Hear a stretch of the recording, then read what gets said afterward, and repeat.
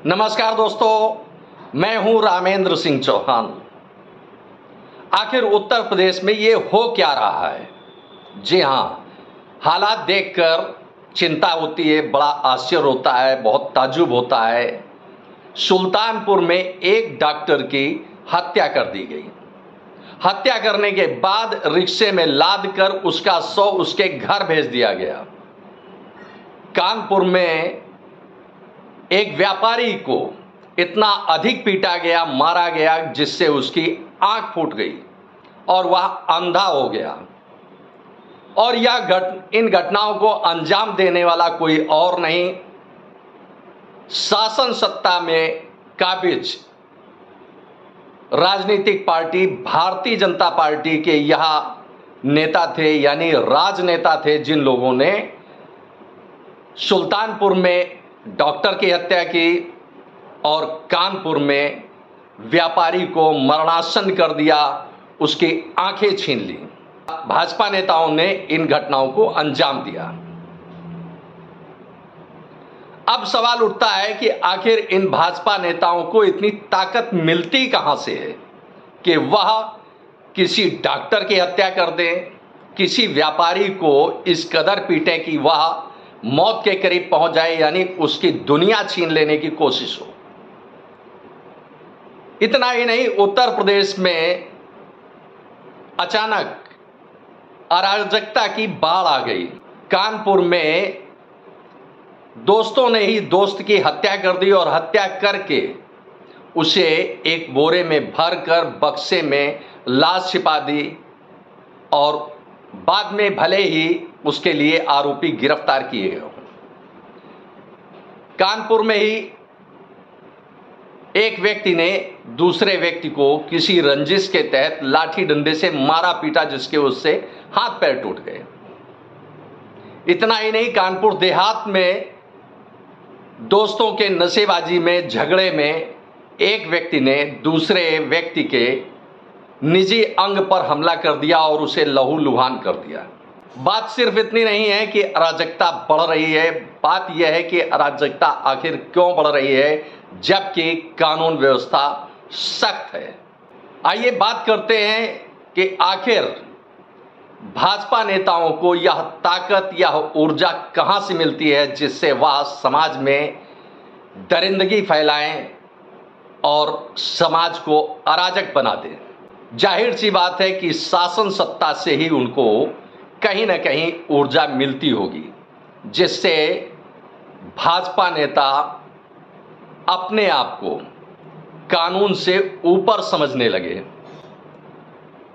जाहिर सी बात है कि सत्ता में जो राजनीतिक दल होता है उसके कार्यकर्ताओं की, नेताओं की चेरी बन जाती है कानून व्यवस्था, क्योंकि शासन सत्ता में बैठे राजनेता अपने दबाव से, अपने प्रभाव से कानून को अपने इशारे पर चलाते हैं। यदि ऐसा नहीं था तो कानून व्यवस्था कहां सो रही थी, कानून व्यवस्था कहां थी जब सुल्तानपुर में एक एमबीबीएस डॉक्टर की हत्या कर दी गई और कानपुर में एक व्यापारी अमोलदीप सिंह भाटिया की इस कदर पिटाई की गई कि उसके आंखें फूट गईं।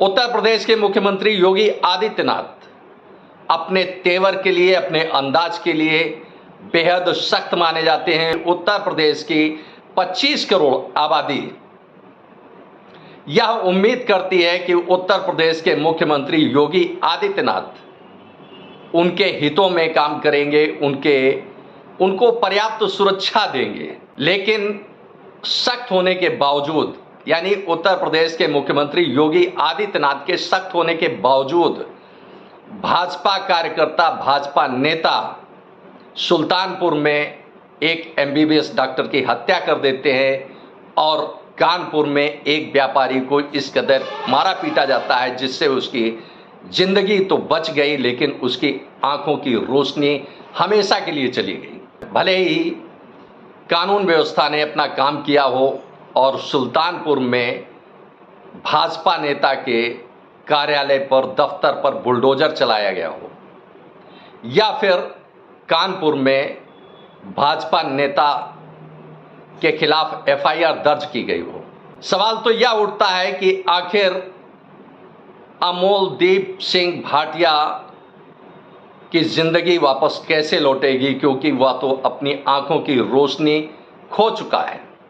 जैसा कि खबरों में दिखा, खबरों में सामने आया कि अमोलदीप सिंह भाटिया की एक आंख की रोशनी पूरी तरह से चली गई है, जबकि दूसरी आंख की रोशनी केवल 20% शेष रह गई है। उसकी जिंदगी कैसे चलेगी, यह एक बड़ा सवाल उठता है। भले ही शासन प्रशासन उसके परिजनों को, उसकी पत्नी को बड़ा मुआवजा दे दे, लेकिन जब व्यक्ति असहाय हो जाता है तो उसकी जिंदगी कैसे सामान्य स्तर पर चलेगी, सामान्य तौर पर चलेगी, यह एक बड़ा सवाल उठता है। और यही सवाल उठता है सुल्तानपुर में एमबीबीएस डॉक्टर की हत्या के बाद उसके परिजनों का क्या हाल होगा, उसके परिजनों को कौन देखेगा, कैसे उसका परिवार चलेगा। बात सिर्फ इतनी नहीं है कि कानून व्यवस्था घटनाओं के बाद कानून अपना काम करता है, भले ही दोषियों को कोई भी सजा मिल जाए, लेकिन दवा व्यापारी अमोलदीप सिंह भाटिया क्या अब पहली जैसी जिंदगी जी पाएंगे, यह एक बड़ा सवाल उठता है पूरे सिस्टम पर। और दूसरी बात यह है कि आखिर मशीनरी यानी नौकरशाही और कानून व्यवस्था को अमल में लाने वाले अफसर कर्मचारी वही हैं जो पहले थे, वही अब भी हैं। उत्तर प्रदेश के मुख्यमंत्री अपने सख्त तेवर से भले ही आदेश निर्देश देते रहें, लेकिन कहीं ना कहीं एक बड़ा सुराग दिखता है कानून व्यवस्था में।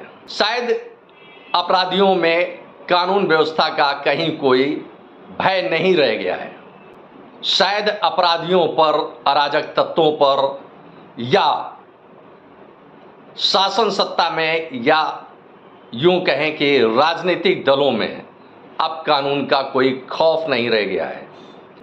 सवाल यह उठता है कि आखिर यह अराजकता बढ़ क्यों रही है।